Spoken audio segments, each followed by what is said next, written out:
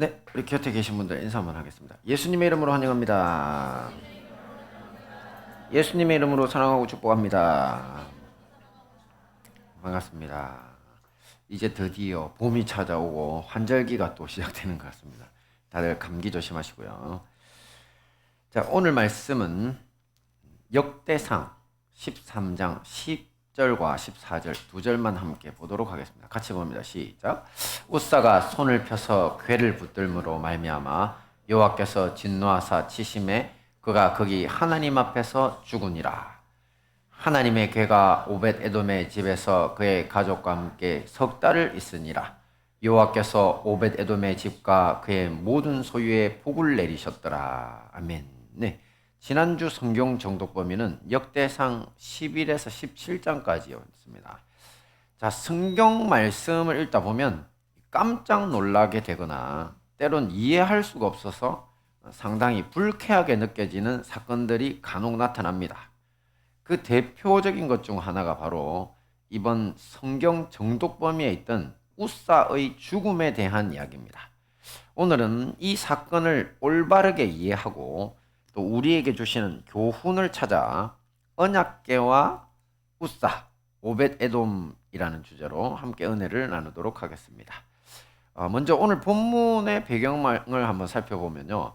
이 다윗이 이스라엘 나라 전체 왕으로 등극한 이후에 하나님의 언약궤를 아비나답이라는 사람의 집에서 예루살렘으로 모셔오면서 발생한 사건입니다. 자, 그러니 이 웃사의 죽음이라는 사건을 제대로 이해하기 위해서는 언약궤가 뭔지, 또 그것이 왜 성소에 있지 않고 아비나답의 집에 있었고, 또 다윗은 왜 그 언약궤를 모셔오려고 했는지를 먼저 알아야 되겠죠. 그래서 하나씩 간략히 살펴보겠습니다. 함께 봅니다. 시작. 언약궤. 네, 언약궤라는 것은 원래 모세가 출애굽 시절에 시내산에서 하나님의 명령에 의해 만들었던 성막의 핵심 물품입니다. 이 언약궤 안에는 십계명 돌판이 들어있고 그 언약의 덮개는 황금으로 만들어진 두 천사가 마주보며 그 날개를 앞으로 이렇게 덮고 있는 형상을 하고 있습니다. 지금 보시는 이 화면에 같은 모양이죠. 그리고 특별히 이 두 천사의 사이 공간, 지금 동그라미 붉은색으로 이렇게 표시를 해놨는데 저 사이 공간이 바로 하나님의 임재의 공간이라고 하는, 하나님 친히 임하시는 공간이라고 하는 시은소 혹은 속죄소라고 불리는 곳입니다. 이 출애굽 시절에는 하늘로부터 지성소한 시온소까지 저렇게 낮에는 구름기둥, 밤에는 불기둥이 밤낮 없이 40년간 함께하며 하나님이 친히 임재하신 모습을 이스라엘 백성들에게 직접 보여주기도 했습니다. 이 언약궤 위 시온소는 태초 인류가 죄를 범해서 하늘과 땅이 분리된 이후에 공식적으로 하늘과 땅이 연결된 유일한 장소였던 것입니다. 비록 사람의 손에 의해 만들어졌지만 하나님의 은혜로 이스라엘 백성들에게 주어진 하늘에 속한 물건이었다고 할 수 있습니다. 자, 여담이지만 이후에 이스라엘 백성들의 죄악 때문에 이제 바벨론에 의해서 이스라엘 나라가 망하고 또 하나님을 섬기던 예루살렘 성전 역시 파괴되고 그 안에 있던 물건들도 다 바벨론의 노략물로 뺏겼을 때 일입니다. 자, 보통 이제 다른 나라들이 침공해서 이제 그 나라를 정복하게 되면 특히나 성소의 물건이 제일 좋은 것이 많습니다. 금이나 은이나 보석들이 자기들 신들한테 바친 거니까요. 그래서 다들 약탈을 해가는데 그때 사람들이 생각할 때 언약궤도 함께 약탈되어 갔다 이렇게 생각을 했었거든요. 하지만 바벨론에 가지고 간 물품 중에 언약궤는 발견되지 않았습니다. 사라져버렸죠. 그래서 많은 사람들이 수천 년 동안 찾아 헤맸지만 이후 역사상 어느 장소에서도 이 하나님의 모세의 언약궤라고 불리는 이 하나님의 임재가 있는 이 언약궤는 발견되지 않았습니다. 그런데 후대에 이때로부터 대략 한 1000년 후에 기록된 요한계시록이 언약궤가 어디에 있는지를 정확히 알려줍니다. 함께 봅니다. 시작. 예, 하늘에 있는 하나님의 성전이 열리니 성전 안에 하나님의 언약궤가 보이며 또 번개와 음성들과 우레와 지진과 큰 우박이 있더라. 그렇습니다. 지금 언약궤가 어디에 있다는 겁니까? 하늘에 있는 하나님의 성전에 보관되어 있다는 겁니다. 왜냐하면 신실하신 하나님이 모세와 또 그 백성들과의 언약을 기억하시고 그것을 보관하고 계신 것입니다. 그래서 우리 하나님은 누구와 약속을 했다. 그러면 그 약속을 사람은 깰지라도 끝까지 기억하고 계시고, 그리고 그 언약에 따라, 그 정신에 따라서 돌이키기만 하면 모든 죄를 다 용서해 주시는 하나님이시라는 겁니다. 참 그 사랑과 자비가 한이 없으신 거죠. 그리고 특히 저 언약궤라는 이름이 그겁니다. 그 안에 십계명 돌판이 들어있다 그랬죠. 그래서 만약에 이 안에 들어있는 것과 또 내가 모세에게 알려줬던 그 언약의 말, 그 율법의 말씀을 이스라엘 백성들이 지키면 걔네들은 나의 백성이 되고 나는 그들의 하나님이 되리라. 이게 언약의 내용입니다. 그러니까 이것만 안 깨면 나는 영원히 너희들의 하나님이라는 그 약속을 언약궤를 통해서 보여주고 계신다는 거죠. 자, 이제 다시 본문의 시대로 돌아와서 이렇게 거룩한 언약궤는 모세가 성막을 만들 때부터 지성소에, 지극히 거룩한 장소에 보관되었고, 또 다른 장소로 옮겨갈 때도 엄격한 규율에 따라야 했습니다. 먼저 제사장들이 천으로, 지금 보시는 것처럼 저 천이 사실은 이 성소의 지성소를 가리고 있는 휘장을 이제 이용한 겁니다. 지성소 휘장 문을 아무나 열으면 죽는다 그랬죠. 그러니까 왜냐하면 하늘과 땅이 연결된 장소니까 이게 취약된 인간들이 하나님의 성소를 보려고 범하는 순간 죽임당한다 그랬습니다. 굉장히 거룩히 다뤄야 되는 거죠. 근데 그 지성소의 휘장을 이제 이동할 때는 뜯어서 저렇게 이제 덮습니다. 그래서 사람들이 함부로 저렇게 언약궤를 볼 수 없도록 만들거든요. 자, 그리고 이 제사장이나 레위 족속인 고핫 족속에 의해서만 직접 들어서 운반해야 했습니다. 수레 등 다른 운반 수단은 허용되지도 않았고요. 자, 이런 배경이 있습니다. 언약궤에 대해서는. 자, 그 다음 봅니다. 시작. 언약궤가 아비나답의 집에 있게 된 이유. 그렇습니다. 앞에서 보신 것처럼 언약궤는 성막, 곧 성소에 있어야 합니다. 하지만 본 사건에서 보신 것처럼 기럇 여아림 산지의 아비나답의 집에 있었다고 합니다. 자, 그 이유는 다윗이 왕이 되기 이전인 사사시절로 되돌아가 봐야 합니다. 그 이유를 알려면. 당시 이스라엘 백성들은 지도자들로부터 일반 백성에 이르기까지 우상을 숭배하고 죄악에 찌들어 살고 있었습니다. 자, 그런 와중에 하나님의 성막을 통해서 이스라엘의 영적 순교를 유지해야 할 책임을 지고 있는 이 대제사장 가문의 타락까지 겹치게 됩니다. 그래서 하나님의 진노를 불러오게 되었는데요. 바로 그 유명한 대제사장 엘리의 두 아들인 홈니와 비느하스 제사장이 문제였습니다. 이 성경에서는 이들을 불량배라고 부르기까지 하는데요. 자, 이들의 행동은 대제사장 가문이 어찌 저럴 수가 있나라는 탄식이 저절로 흘러나오게 되는 악행이었습니다. 그들은 하나님께 올려드리는 제사의식을 무시하고 자신들의 이익만 챙겼고요. 또 성막에서 수종 들던 여인들과 간음을 저지르기까지 했습니다. 제사장들인데 하나님은 선지자를 보내서 대제사장 엘리에게 자식 교육을 잘못시켰음을 책망하시고, 또 나이 어린 사무엘까지 직접 부르셔서 그의 입을 통해서 심판을 선포하셨습니다. 하지만 이들은 말을 듣지 않았습니다. 결국 하나님의 심판 선언은 이웃나라 블레셋의 침공으로 현실이 되고 마는데요. 이 블레셋과의 전쟁에서 이스라엘 백성 수만 명이 죽임당하고, 또 그 자리에 함께 출동했던 하나님의 언약궤, 그것을 이제 제사장들이 멜 수 있다 그랬죠. 그것을 메고 갔던 홈니와 비느하스, 이 불량배 제사장들도 그 자리에서 죽임을 당합니다. 자, 이 소식을 전해들은 엘리 대제사장 역시 자기가 앉아있던 의자에서 뒤로 넘어져 목이 부러져서 죽고 맙니다. 그리고 언약궤는 블레셋 사람들이 노량물로 빼앗아 갔다가 하나님의 큰 진노로 언약궤를 옮기는 동네마다 엄청난 전염병이 생겨가지고 사람들이 무려 5만 명 이상 죽임을 당하게 됩니다. 그래서 블레셋 사람들이 이제 두렵고 울고 대성통곡을 하면서 하나님 앞에 살려달라고 해서 이제 돌려보내지게 됩니다. 자, 그런데 이때 이 언약궤가 원래 성막이 있던 실로, 그러니까 엘리 제사장과 홈니와 비느하스가 있던 그 동네로 돌아가지 않고 바로 기럇 여아림 산지에 이 아비나답의 집으로 가게 됩니다. 이 기럇 여아림 산지는 당시 블레셋 지역, 그러니까 그때 빼앗겼던 그 지역, 이 베세메스라고 하는 지역에서부터 대략 145km나 걸리는 이 산지에 있는 곳입니다. 지금도 145km는 엄청 멀죠. 근데 그 언약궤는 원래 사람들이 직접 이동해서 가야 된다 그랬죠.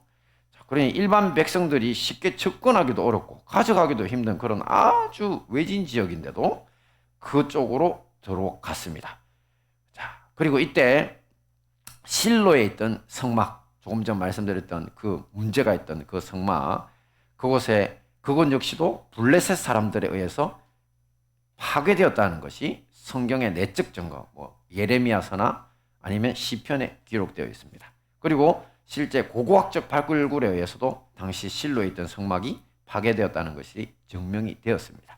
자, 이것은 하나님이 사사들이 다스리던 시대에 영적 지도자들로부터 일반 백성에 이르기까지 참 넘쳐나는 이 악과 우상 숭배에 분노하셔서 이스라엘을 버리셨다는 겁니다.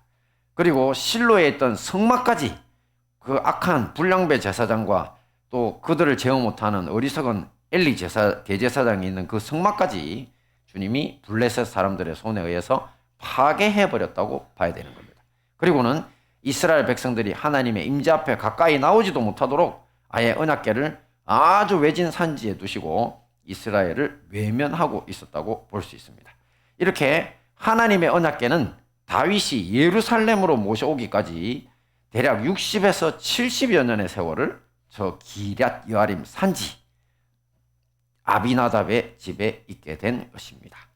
자, 그렇다면 이제 이렇게 오랜 세월이 지난 후에 다윗 왕이 다시 언약궤를 모시고 오려고 한 이유를 함께 살펴보겠습니다. 말씀 봅니다. 시작. 우리가 우리 하나님의 궤를 우리에게로 옮겨오자. 사울 때에는 우리가 궤 앞에서 묻지 아니하였느니라 하며. 그렇습니다. 이 다윗이 언약궤를 모시고 오려고 한 첫째 이유가 뭐라는 겁니까? 사울 왕 때는 하나님께 묻지 않았다. 사울 왕의 통치 기간이 몇 년인 줄 아십니까? 그렇습니다. 40년 동안이나 이제 왕이 되었음에도 불구하고 사울 왕은 하나님의 언약궤에 관심이 없었습니다. 자, 그러니 다윗이 하나님의 언약궤를 자기에게 모셔오려고 한 이유. 근데 사실 좀 성경을 보시면 사무엘 상 초반에 사울 왕이 이제 막 등극한 다음에 블레셋을 치려고 할 때 그때 대제사장이 이제 있었거든요. 그 누구냐면 엘리 집안의 후손입니다. 제가 이름 기억이 안 나는데 그 대제사장이 하나님 앞에 묻자고 했거든요. 근데 그때 언약궤를 가지고 와서 물으라고 했는데 근데 언약궤가 거기에 있으면 안 되는 데 있어요. 그래서 제가 이제 다른 분들 의견이 어떤지를 확인해 봤더니만 그때 언약궤가 아니라 에봇을 잘못 옮겨 적은 거라는 것이 다수설입니다. 에봇이 뭔지 아시죠? 그 대제사장이 입고 있는 흉패인데 입으면 저절로 신물입니다. 이제 성령의 충만이 임하면서 예언이 가능했거든요. 그러니까 그것만 있어도 하나님 앞에 묻는 데는 문제가 없으니까 사울은 아예 하나님의 언약궤 앞에 묻는다든지 하나님을 존중하는 태도가 별로 없었습니다. 네, 그걸 알 수 있죠. 그래서 만약에 성경을 잘 아는 분이 그때 언약궤 있었는데 이러시면 틀린 겁니다. 자, 이렇게 이해하시고 어쨌든지 사울 왕은 언약궤에 관심을 안 둡니다. 그러니까 그 사람이 하나님 앞에 신실한 사람이 아니었다는 증거죠. 그러니까 다윗은 하나님 앞에 신실하고 그 다음에 또 다른 이유가 하나 있는데 새 나라를 만들었잖아요. 이제 새 왕이 일어나면 새로운 왕조가 일어나면 그걸 새 나라라고 하거든요. 근데 그 정통성 문제라는 게 있습니다. 사울 왕가가 망하고 다윗 왕가가 일어난 것이 이제 반역이다 이렇게 우기는 사람들도 있잖아요. 그죠? 그래서 나중에 보면 다윗 왕이 힘들 때 막 돌을 던지면서 막 욕하는 사람이 있었는데 나중에 보니까 사울 왕가에 남은 조금 가까운 친척이었거든요. 그러니까 그런 것처럼 늘 반항하려는 사람, 이 새 왕조가 이러는 것에 대해서 못마땅하게 여기는 사람들이 있다는 거죠. 그래서 그들에게 하나님이 사울 왕가를 폐하시고 다윗 왕가를 일으키셨다는 것을 보여주기 위해서. 그래서 그 하나님의 언약궤, 모세의 언약궤를 다윗이 이제 새로운 수도로 정한 예루살렘으로 모시고 오려고 했던 겁니다. 그럼 이것을 백성들이 보면 그렇구나. 하나님의 언약궤가 이제 다윗에 의해 가지고 돌아왔구나. 역시 다윗은 하나님이 세우신 왕이 맞구나. 이렇게 되겠죠. 그래서 다윗 왕은 신이 났습니다. 그 아비나답 집에 가서 이제 하나님의 언약궤를 모시고 오려고 이제 3만 명의 군인과 함께 레위인 찬양단을 동원해 가지고 노래하고 또 수금과 비파와 소고와 재금과 나팔 등 모든 악기를 연주하면서 신나게 이제 가서 뛰놀며 행진을 시작했습니다. 자, 여기까지가 이제 역사적 배경입니다. 근데 지금 저 그림은 좀 잘못됐죠. 우사가 사실은 소달구지에 메고 지금 오고 있는데 저 이후에 저 그림을 올려놨네요. 자, 어쨌든 여기까지가 이제 배경입니다. 자, 그리고 이제 오늘 이 배경 하에서 이제 언약궤 때문에 죽임 당한 사람 두 사람을 볼 텐데요. 두 가문을 볼 겁니다. 하나는 처음에 제가 말씀드린 대로 저 좋은 일에 왜 우사라는 사람이 죽임 당했나. 그리고 그 반대인 복을 받은 오베데돔은 또 왜 그랬나. 거기에 대해서 함께 보도록 하겠습니다. 같이 봅니다. 시작. 우사의 죽음 한번 더 봅니다. 시작. 우사가 손을 펴서 궤를 붙들므로 말미암아 여호와께서 진노하사 치심에 그가 거기 하나님 앞에서 죽으니라. 이 말씀만 보시면 우사가 궤를 붙들자마자 언약궤를 딱 붙들자마자 의식을 잃고 짜잔 돌연사하는 것처럼 보이죠. 하지만 역대기 저자는 우사가 훨씬 더 참혹한 죽음을 맞았다는 것을 분명히 보여줍니다. 함께 봅니다. 시작. 여호와께서 우사의 몸을 찢으셨으므로 다윗이 노하여 그곳을 베레스 우사라 부르니 그 이름이 오늘까지 이르니라.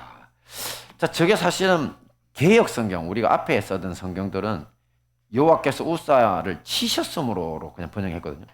근데 그게 원서하고는 조금 멀다, 여기다 해서 찢었으므로 갔거든요. 근데 원어에 저기는 뭐라고 되어 있냐면, 그래서 베레스 우사라고 했는데 지금 베레스가 원어에서는 파라치거든요. 파라치.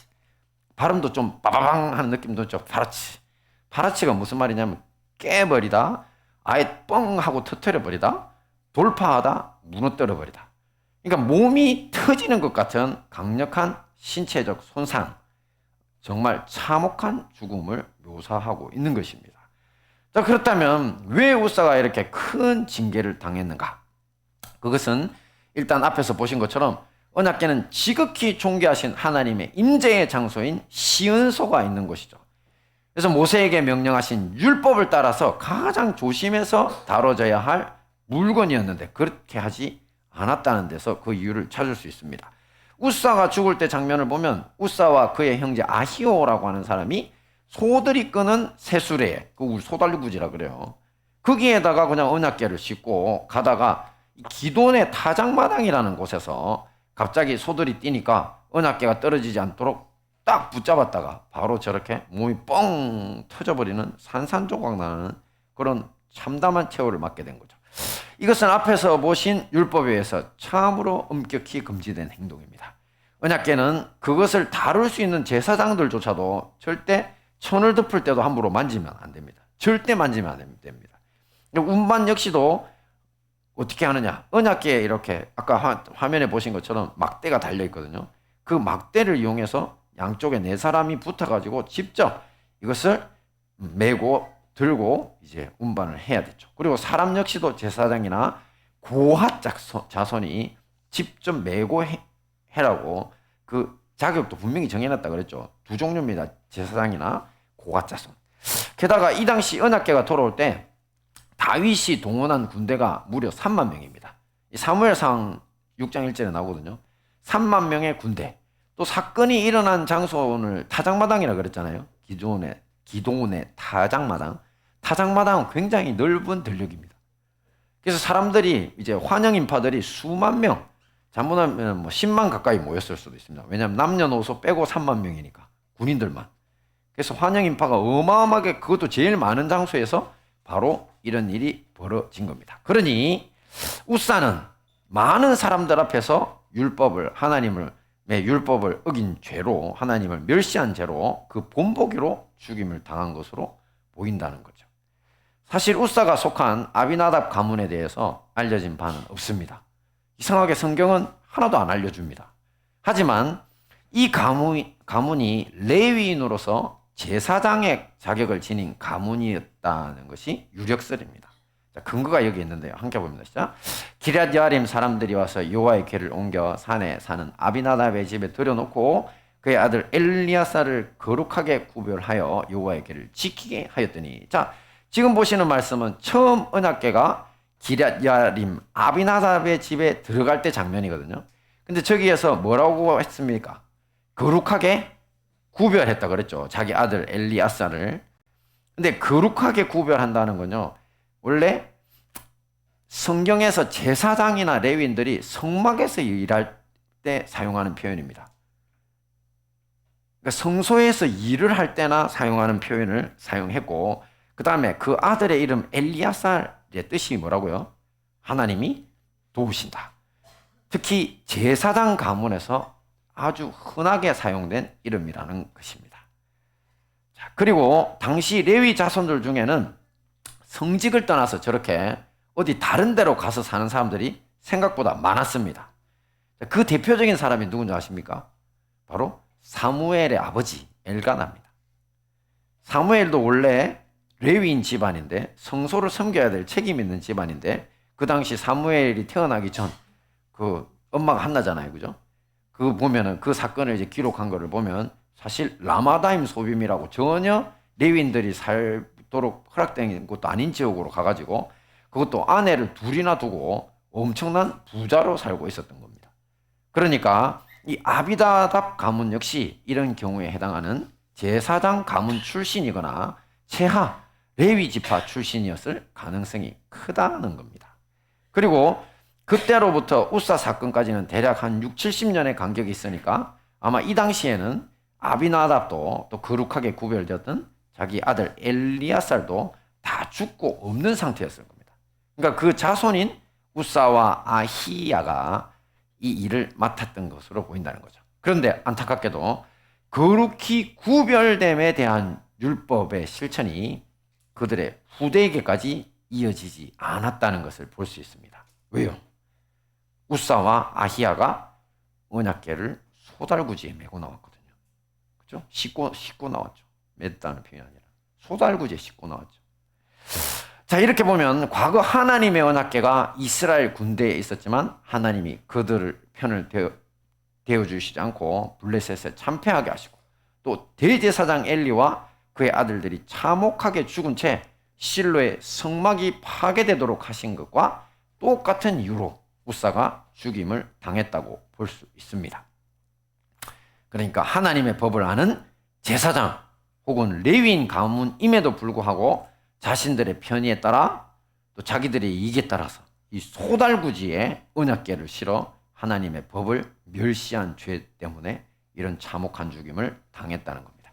역사적으로 보면 사실 이때는 하나님이 다윗을 통해서 믿음의 왕국을 건설하시려는 시점이었습니다. 메시아 왕국이라고 하죠. 그리고 그것은 그의 하나님의 계명을 알고 또 잘 지키는 사람들을 통해 이루어질 수 있는데 그 시작 지점부터 이 우사를 통해 소달구지에 언약궤가 실리면서 이 모든 것이 망쳐지는 모습을 연출하게 된 것입니다. 오늘날 우리 역시 마찬가지죠. 하나님을 섬길 때 자기가 살아온 방식대로 자기가 편한 대로 하나님 섬기는 것은 큰 죄가 됨을 알아야 합니다. 여기에 또 하나 더 더하면 자기 감정대로죠. 우리 경상도에 지 마음대로라고 하는데 지 마음에 꼴리면 그냥 하나님 하다가 조금만 넘어가지면 하나님이고 뭐가 없어. 그죠? 기분 나쁘면 뭐 천국도 안 간다며. 들어보셨죠? 그러니까 이런 사람들이 사실은 우사입니다. 우사. 명심하셔야 됩니다. 큰 죄가 됩니다. 하나님의 법을 따라 올바르게 섬겨야 됩니다. 이것은 구약 성경의 이야기가 아니고요. 오늘날 우리에게 예수님이 또 직접 주시는 명령이기도 합니다. 함께 봅니다. 시작. 나의 계명을 지키는 자라야 나를 사랑하는 자니 나를 사랑하는 자는 내 아버지께 사랑을 받을 것이요 나도 그를 사랑하여 그에게 나를 나타내리라. 그렇습니다. 교회는 다니는데 예수님이 주신 계명은 저버리고 사는 가정이라면 처음 언약궤가 성막을 저버리고 떠나가게 했던 대제사장 엘리 집안이나 또 아비나답 집안이나 다를 바가 없다는 것입니다. 자, 그러니 우리 모두 하나님의 계명에 따라 내 마음이 아니라 하나님의 계명에 따라 하나님을 섬기기에 힘써야 할 것입니다. 자, 이제 이와 반대되는 사람이 있으니까 바로 봅니다. 오베데돔인데요. 같이 봅니다. 시작. 복을 받은 오베데돔. 말씀 봅니다. 시작. 다윗이 궤를 옮겨 자기가 있는 다윗성으로 메어 들이지 못하고 그 대신 가드 사람 오베데돔의 집으로 메어 가니라. 하나님의 궤가 오베데돔의 집에서 그의 가족과 함께 석 달을 있으니라. 여호와께서 오벳에돔의 집과 그의 모든 소유에 복을 내리셨더라. 아멘. 네, 우사 사건 때문에 겁을 먹은 다윗은요, 언약궤를 어떻게 했을까요? 네, 다윗성이라고 불리던 예루살렘으로 모셔오지 못하고 바로 오벳에돔이라는 사람이 집에 보냈다는 겁니다. 그 집에 보관해라고. 자, 이때 성경이 이 오벳에돔을 소개할 때 뭐라고 써놨습니까? 가드 사람이라고 써놨죠. 근데 가드가 사실 그 유명한 그 골리앗 동네잖아요. 골리앗이 바로 가드 사람이잖아요. 그러니까 이 지역이 바로 블레셋입니다. 그러니까 오베데돔을 어떤 사람은 이제 블레셋 사람, 이방인이라고 생각하는 분들이 많은데요. 아닙니다. 지금 조금 이따 여기 13장에 소개하는데 15장에 넘어가 보시고 또 25장에 보면 오베데돔을 자세히 알려주거든요. 자세히 가르쳐 줍니다. 아까 아비나답은 소개도 안 하던 데있잖아요. 왜냐하면 제가 볼 때 부끄러운 이름이라서 그 집안은 거기까지만 소개하고 그 제사장들 그 집안 내력 이야기할 때도 지워버린 겁니다. 부끄러운 집안인 겁니다. 그렇게 참혹한 아마 책임을 물었던 것 같아요. 근데 오베데돔은 굉장히 자세히 설명해 줍니다. 그의 출신만 태어난 곳만 블레셋 쪽이지 레위 사람이고요. 그리고 고핫의 후손인 고라 자손 중 한 사람입니다. 고핫은 아까 뭐라 그랬죠? 제사장과 고핫 족속 이 사람들만 언약궤를 맬 수 있는 사람들이거든요. 특히 고라 자손은 이 성전에서 찬양과 관련해서 아주 전문성을 가졌던 사람들입니다. 그래서 여러분들 시편에 보시면 고라 자손의 시라고 많이 나오거든요. 창작도 하고 연주도 하고 뭐 이런 그런 아주 예배에 필요한 분들이었는데, 근데 이제 오베도돔은 이제 15장에 봤더니만 수금 연주자로 나옵니다. 현악기 연주자. 우리로 치면 우리 지금 명준 집사님이랑 우리 아들내미 띠리리리링 저 정도는 수금 쪽이죠. 현악기 쪽. 그래가지고 지금 이제 그 레위 지파 찬양단의 일원이었거든요. 자, 그러니까 이제 언약궤를 모셔올기 위해서 아까 다윗이 엄청난 찬양단을 구성했다 그랬죠. 소고 치고 뭐 하고 막 수금에 재금에 막 했다 그랬죠. 노래하는 자들하고 그 안에 들어 있었던 겁니다. 찬양단의 일원으로. 자, 그리고 조금 전 말씀드린 그린 것처럼 고핫 자손이라서 언약궤를 맬 수도 있는 사람인데 수금 치고 있었던 거죠. 자, 성경에 명시적으로는 이 사건에 대해서 정확하게 이야기를 안 해줍니다. 어떻게 오벳에돔의 집으로 갔는지. 근데 아마 이 우사의 참혹한 죽음 앞에서 다들 그냥 얼음이 됐을 겁니다. 그죠? 그렇잖아요.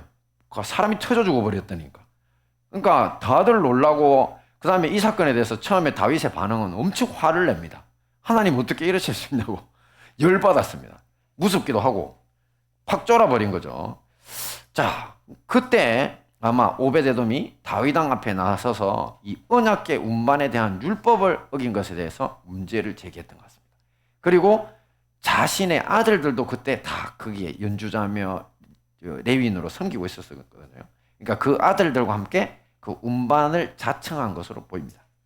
왜냐하면 고라 자손은 고핫 자손이라서 맬 수 있거든요. 자, 사실 보통 사람이라면 여러분 이게 가능한 일인가요? 지금 다윗은 어떤 사람입니까? 용감무상 자체 아니에요? 그인 골리앗도 그냥 내가 여호와 이름으로 간다 무찌른 사람인데 지금 다윗도 지금 두려워서 어쩔 줄을 모르고 있는 상황입니다. 뭐 그걸 어떻게 하는데? 다윗성으로 모시고 못 가잖아요. 죽을까봐 겁난 것이 지금. 자, 이런 상황에 지금 오벳에돔이 모시고 간 거죠. 그래서 언약궤가 오벳에돔의 집으로 가서 이제 석 달을 머물게 됐다고 성경에 썼죠. 근데 이 기간 동안 성경 말씀은 뭐라고 이야기하냐면 함께 봅니다. 시작.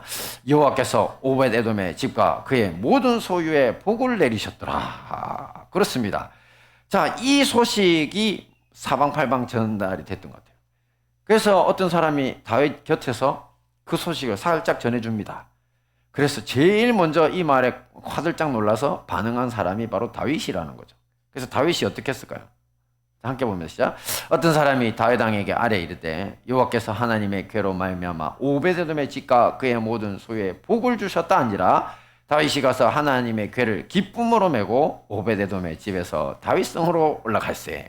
할렐루야. 그렇죠. 자, 이번에는 소달구지에 실었습니까? 맸습니까? 제대로 맸죠. 그죠? 자, 이렇게 오벳에돔의 집을 떠나 예루살렘 성에 들어가게 된 겁니다. 자, 하지만 언약궤가 오벳에돔의 집을 떠났다고 하나님이 그에게 주신 복이 석 달 동안의 복으로 끝이 아니었습니다. 함께 봅니다. 시작. 그의 아들 스마야도 두 아들을 낳았으니 그들의 조상의 가문을 다스리는 자요 큰 용사라. 즉 그가 바로 오벳에돔이거든요. 이 역대상 26장까지 가보면요, 오벳에돔이 받은 복을 열거를 해줍니다. 쭉 이걸 써놨어요. 보면 그와 그의 아들들 또 그 자손들이 다 성소의 찬양 또 문지기 곡간은 원래 그 돈줄이잖아요. 그 엄청 중요한 곳이죠. 성소에는 또 황금 뭐 돈 엄청 넘치는 장소입니다. 그 곡간에 대한 책임을 맡고 또 성소의 여러 가지 핵심적인 역할을 했다고 쫙 나옵니다.